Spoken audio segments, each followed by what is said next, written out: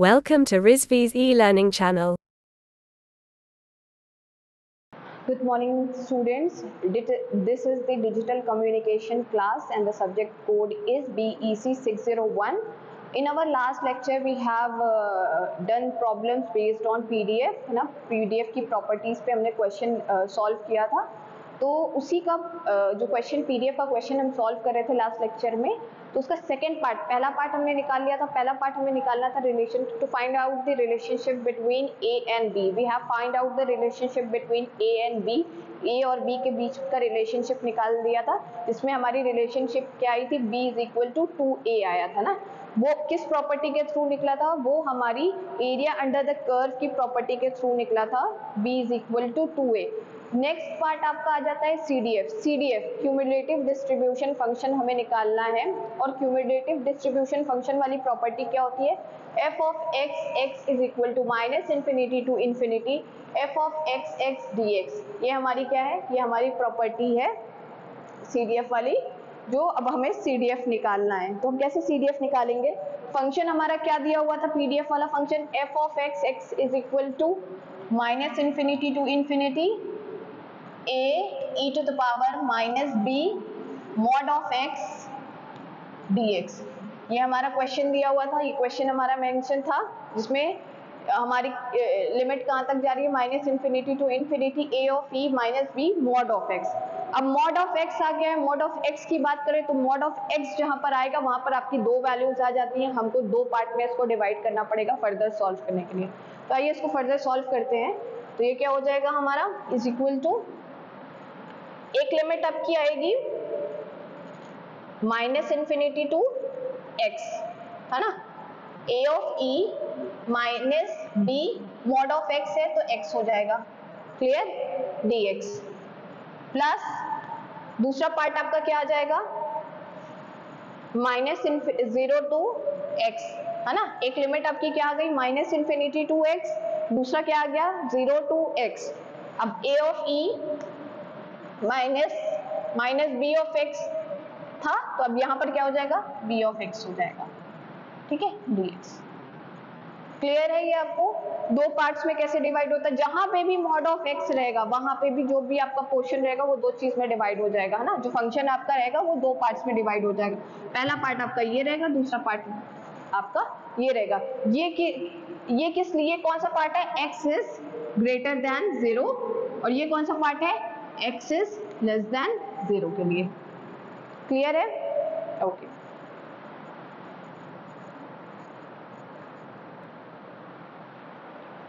सो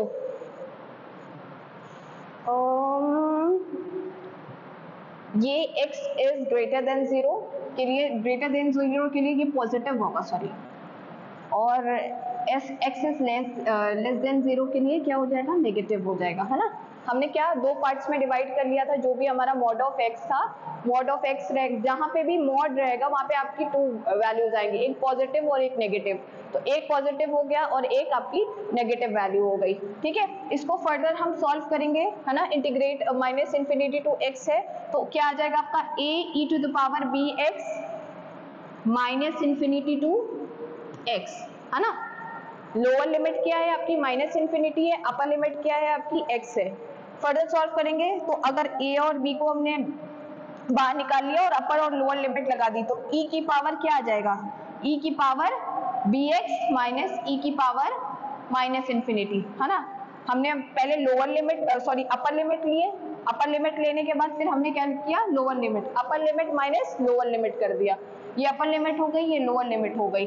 अपर limit minus lower limit क्या आ जाएगा आपका, फर्दर a अपॉन b आ जाएगा e to the power bx, है ना.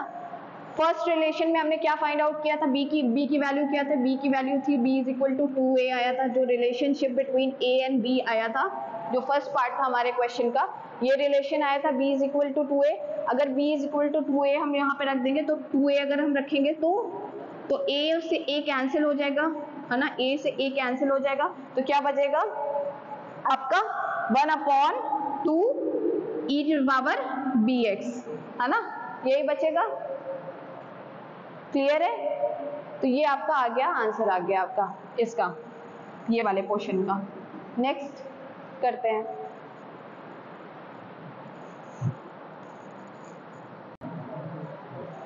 सो हमने लेस देन के लिए सॉल्व कर लिया। लेस देन के लिए हमारी वैल्यू क्या आई थी, half e to the power B x आई थी।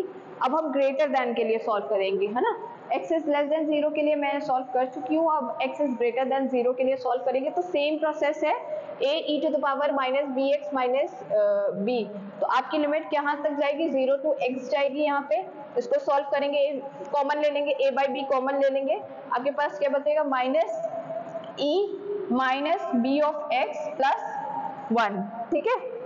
और f of x is equal to क्या आ जाएगा आपका, half minus half e to the power minus B x, है ना। Half minus half e to the power B x, ये आपका आ जाएगा f ऑफ x की वैल्यू।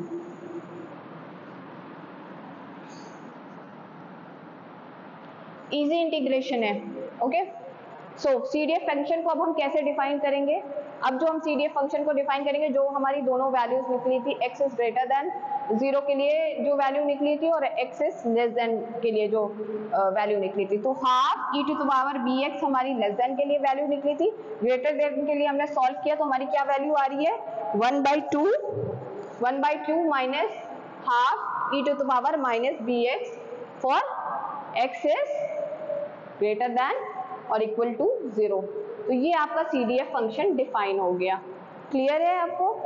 अब थर्ड और लास्ट हम पॉइंट करेंगे, जो हमारा रिलेशनशिप निकालना था रिलेशनशिप बिटवीन 1 एंड 2। 1 और 2 के बीच में क्या रिलेशनशिप है वो हमें डिफाइन करना है। A और B के बीच का रिलेशनशिप हमने लास्ट लेक्चर में निकाला। इस लेक्चर में हमने CDF कैसे निकालना है, किस प्रॉपर्टी के थ्रू निकालना है, वो हम लोगों ने फाइंड आउट किया। अब नेक्स्ट लेक्चर में हम फाइंड आउट करेंगे what is the basic relationship between 1 and 2। That's all for today. Stay tuned with me. Thank you.